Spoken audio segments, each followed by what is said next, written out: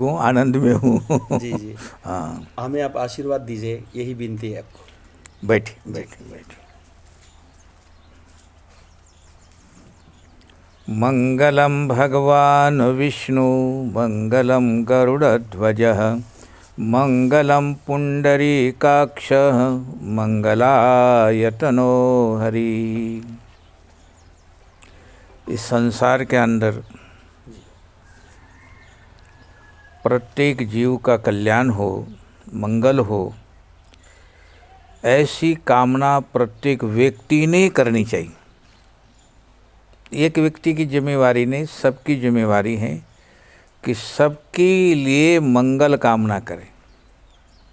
मेरा मंगल, तेरा मंगल, सबका मंगल होना चाहिए। और इस मंगल के पीछे लोगों की सोच अच्छी होनी चाहिए। अगर व्यक्ति की सोच अच्छी है और वो जिस अपनी अच्छी सोच के अनुसार अच्छे कर्म करता है, तो उसको किसी भी काम में कभी भी अपयश का मुख देखना नहीं पड़ता, क्योंकि उसकी सोच अच्छी होनी चाहिए। सोच अच्छी होनी चाहिए, सोच के पीछे सब कुछ खेल है। ये दुनिया के अंदर जिस व्यक्ति के अंदर कोशिश करने का, पूरा प्रयास करने का सिलसिला बना रहता है, जिसके मन में आत्मविश्वास हो, विश्वास हो, वो आदमी हर क्षेत्र में कामयाब होता है। चाहे कोई भी बाधा उत्पन्न हो, चाहे कोई भी कष्ट आ जाए, कोई रोग हो, चाहे कोई बीमारी हो, उसके ऊपर विजय हम जब भी प्राप्त कर सकते हैं जब हमारे मन में पूर्ण विश्वास हो। विश्वास के बिना इस संसार में कुछ भी नहीं है। विश्वास बहुत ज़रूरी है, अनिवार्य है। मैं अभी 5 मिनट पहले बोल रहा था आपसे आने से पहले कि एक व्यापारी था, व्यापारी के दुकान में आग लग गई, सारा माल उसका जल गया।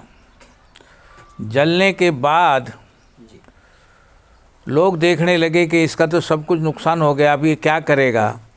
लेकिन उस दुकानदार ने, उस व्यापारी ने अपने दुकान के बाहर एक बोर्ड लगा दिया। उस बोर्ड पे लिख दिया कि मेरा सब कुछ चला गया, लेकिन मेरे अंदर का अभी विश्वास और आत्मविश्वास अभी नहीं गया, इसलिए दुकान कल फिर खोली जाएगी, ग्राहक आप वापस आ जाए। अंतःकरण में आत्मविश्वास मनुष्य को चाहिए और विश्वास करना चाहिए। हर क्षेत्र में आप कामयाब हो जाएंगे, हर जगह आपको यश मिलेगा। आप यश का मुख देखने की ज़रूरत नहीं पड़ेगी। आप यश का मुख देखने की उस व्यक्ति को ज़रूरत पड़ती है, वो स्वावलंबी नहीं है, वो परावलंबी रहता है। जो स्वार्थी होता है उसको अपयश का घोट पीना ही पड़ता है।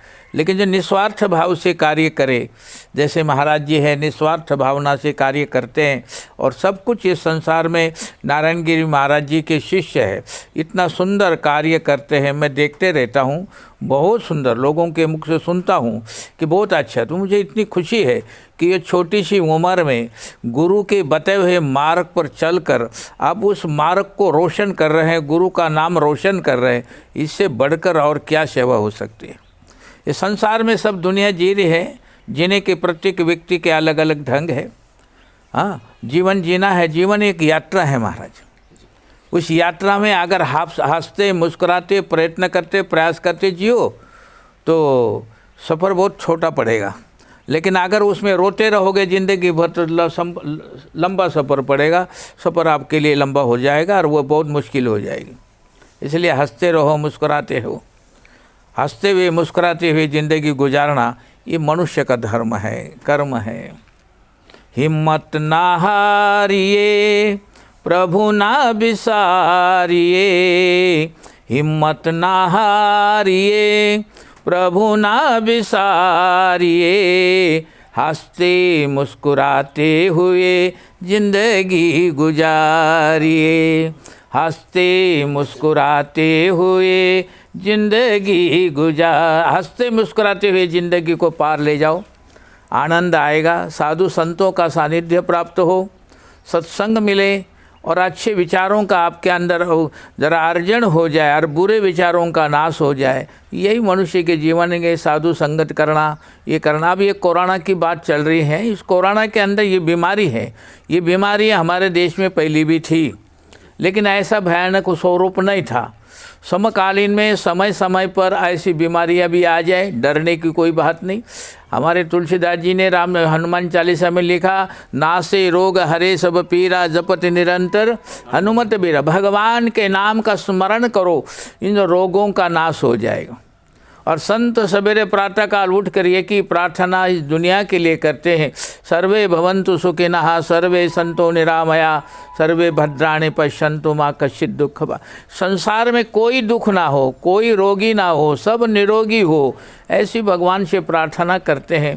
कोरोना आ जाए, चाहे कोरोना का बाप आ जाए, भगवान का नाम आपके पास है तो लाखों रोगों की दवा भगवान का नाम है, करोड़ों रोगों की दवा।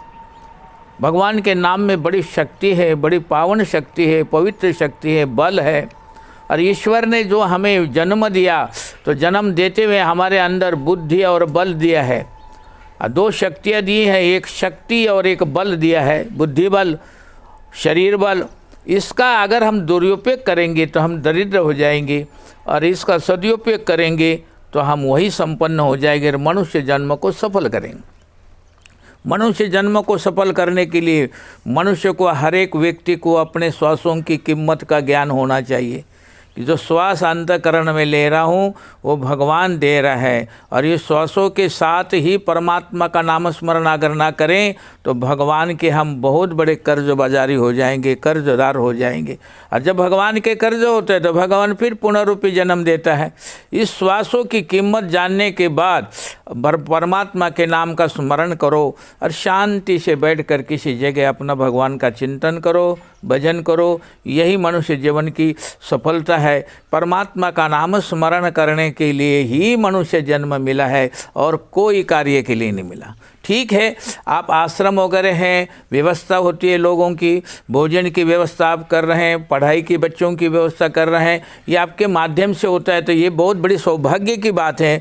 भगवान ने आपको इस लायक समझा, इस योग्य समझा, इसलिए आपकी ये ड्यूटी लगाई है कि आप ये कार्य करो, ये कार्य करो, और करना चाहिए उस माध्यम से। और आप इतना अच्छे कार्य कर रहे हैं महाराज। अरुण गिरी जी महाराज नारायण गिरी महाराज जी के शिष्य हैं, हर वर्ष यहाँ पर आते हैं, और उनकी भावना है, उनका प्यार है, उनका प्रेम है, और उनका कार्य हम देखते रहते हैं, सुनते रहते हैं। तो आपको सुनने के बाद महाराज यकीन करिएगा हमारे आँख में पानी आ जाता है कि आप कितने अच्छे कार्य करते हैं, इतने अच्छे भाव आपके अंदर है।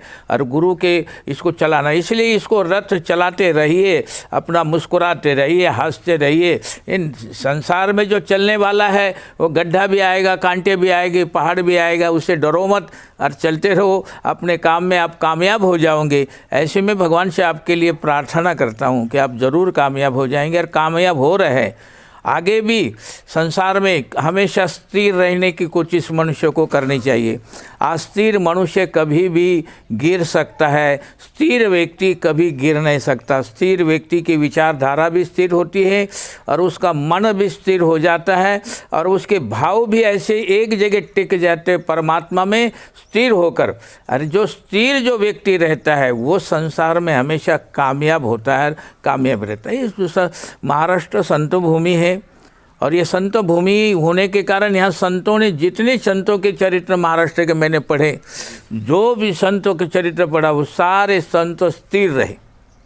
और जो स्थिर रहता है परमात्मा उसके घर आते हैं, और जो अस्थिर रहता है उसको भटकना पड़ता है, उसको भागना पड़ता है, इकड़े जाओ तिकड़े जाओ।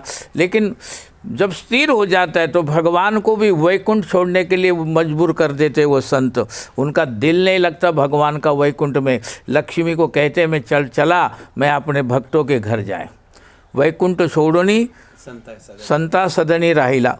भगवान ने वैकुंठ छोड़ दिया कि संत क्या करते हैं, संत हरि का चिंतन करते हैं, लोगों को मार्गदर्शन करते हैं, और स्वयं परमात्मा के नाम का चिंतन करके मंथन करते हैं, और मंथन करने के बाद उसमें से रास्ता निकाल कर लोगों को प्रकाश दिखा देते हैं। ये संतों के लक्षण हैं। और इसी प्रकार आप लोग जिस कार्य को कर रहे हैं और जिस कार्य के लिए हमेशा लगे रहें, उसके लिए हम आशीर्वाद देते हैं। अब बहुत अच्छा कार्य कर रहे हैं, आपकी झूठी प्रशंसा नहीं करूँगा। संत कभी किसी की झूठी प्रशंसा नहीं करते, क्योंकि संतों को कुछ लेना न देना, मगन रहना, झूठी प्रशंसा क्यों करना, कोई मतलब नहीं। आपने जो आप कर रहे हैं बहुत अच्छा कर रहे हैं। अब भावना को, जिस भावना को लेकर आए वही भावना आपके साथ दुगनी बनकर हमारी जाएगी, हमारा आशीर्वाद रहेगा।